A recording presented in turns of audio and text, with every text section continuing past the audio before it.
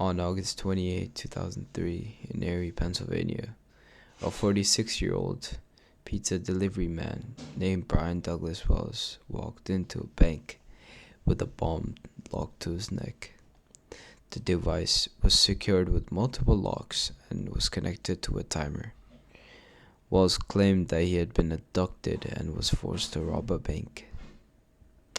He walked out just under $9,000 and was quickly apprehended by the police nearby.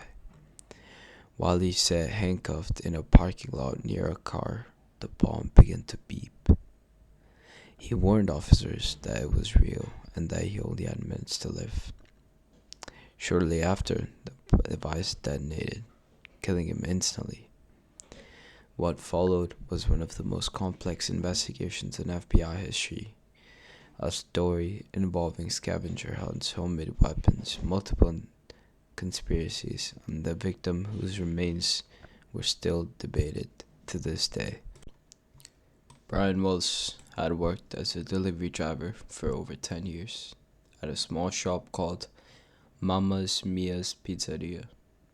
He was known by his co-workers as a quiet and reliable person. On the afternoon of August 28, he received an order for 2 pizzas to be delivered to a remote location just outside the town of Erie. A television transmission tower on the outskirts of town. It was an unusual request, but not entirely implausible. Wells drove out to the site. Roughly an hour later, he appeared at the PNC Bank on Peach Street. Witnesses described him as calm. He wore a t-shirt with the word "Guess" printed on it. What appeared to be a bulky metal collar wrapped around his neck. In his hands was a cane later revealed to be a single-shot shotgun disguised as a walking stick. He handed the teller a note demanding $250,000. The teller complied but only had access to a small portion of the amount. Wells exited the bank with just under $9,000. Minutes after leaving the bank, Wells was stopped by police in the parking lot of a nearby eyewear store. Officers drew their weapons and ordered him to the ground. Wells explained that the bomb was live and that he had been given specific instructions to complete a timed scavenger hunt. The collar device included a timer and a digital readout, which began to beep more rapidly as time passed. Law enforcement cleared the area and called in a bomb squad. Before they could arrive, the device exploded at exactly 3:18 p.m. The blast was fatal. Investigators would later discover and describe the collar bomb as one of the most sophisticated devices they've ever encountered throughout in their history. After the explosion, police searched Wells' vehicle. Inside, they found a series of detailed handwritten instructions. These outlined a multi-step scavenger hunt designed to lead him down to keys and codes that would allegedly unlock the device. The notes warned that any attempt to remove the bomb or contact authorities would trigger detonation.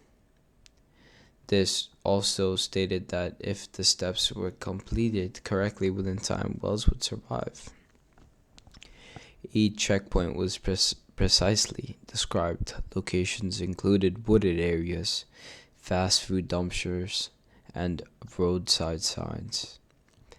Police attempted to follow the route but soon abandoned it, determining that it was impossible to complete within the allocated time. Whether the scavenger hunt was a genuine path to disarming the bomb or merely a delay tactic, it remained unclear.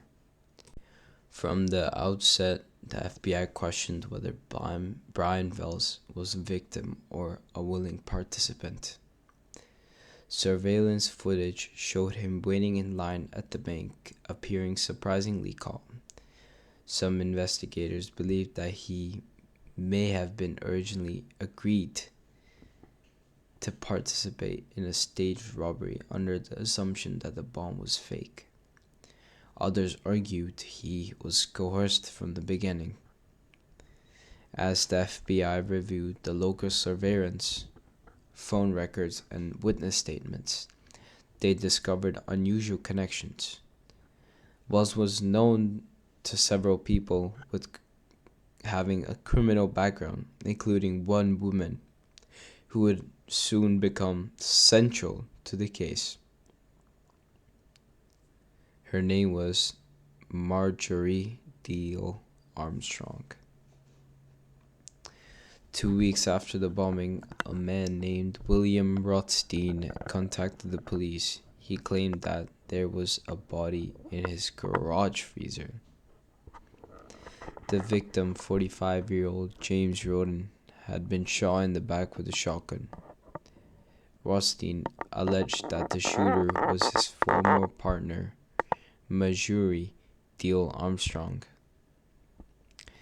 Deal Armstrong had a long and well-documented history of a mental illness, including bipolar disorder and paranoia. She was known to be highly intelligent but unpredictable and violent due to her mental health issues. Several of her former partners had died under suspicious circumstances. She eventually confessed to the murder of Roden, claiming that he had found out about the robbery plot and had to be silenced. With this new information, the FBI shifted focus. They now believed that Deal Armstrong and Rothstein had been involved in constructing the device, planning the robbery, and manipulating Wells. Over the next 2 years, the investigators identified additional conspirators, including Kenneth Barnes, a local crack dealer and acquaintance of Deal Armstrong. According to Barnes, Marjorie had planned the bank robbery to fund a separate murder for which she had allegedly intended to pay him $250,000. The target was her own father, from whom she had expected to inherit money. The bomb itself was built in Rothstein's garage. The design included multiple triggers and decoys.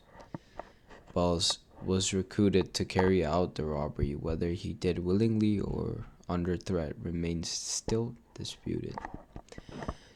The collar was forcibly attached shortly before the robbery. According to the investigators, he was not aware the bomb was real until it was too late. William Rothstein died of lymphoma in 2004 before he could be formally charged. Kenneth Barnes was arrested in 2005 and cooperated with authorities in exchange for a reduced sentence.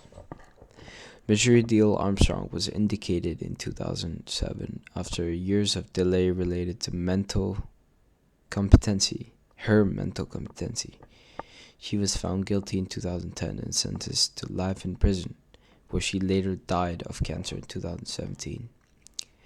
In 2018, FBI concluded that Wells had limited involvement in the planning but was unlimitedly decided and killed by the conspirators. The collar bomb heist remains one of the most unusual and disarming criminal cases in modern history, and this is just an overview. A plot including different scavenger hunts, homemade explosives, and multiple people involved. While some questions were answered, others remained. What exactly did Brian Wells know? Did he believe the bomb was fake? Or was he simply at the wrong place at the wrong time? Among people far more dangerous than you realize. The case was completely closed, but like many complex crimes, its full truth may never be known.